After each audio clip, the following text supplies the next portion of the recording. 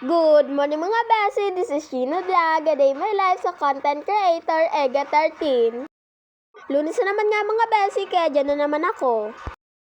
Mag-aayos muna nga tayo mga besi ng aking muka. Ang pangit ko nga mga besi pag hindi nakaayos. Napakadaldal ko nga mga besi sa mga oras na yan. OMG mga besi, napakaputi nga ng aking muka. Buti nga mga besi, hindi ako nagmamadali.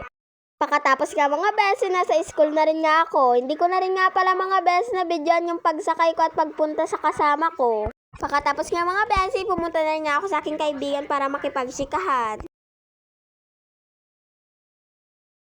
Maghihintay muna nga tayo mga besi sa grade 10 na lumabas. Napakatagal nga mga besing lumabas ang grade 10. Pakatapos nga mga besi, may 30 minutes pa nga mga besi ang grade 10.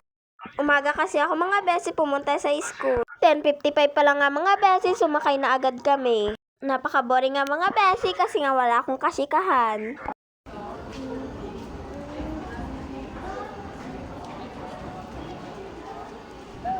Pakatapos nga mga besi, pumasok na rin nga ako sa aming classroom.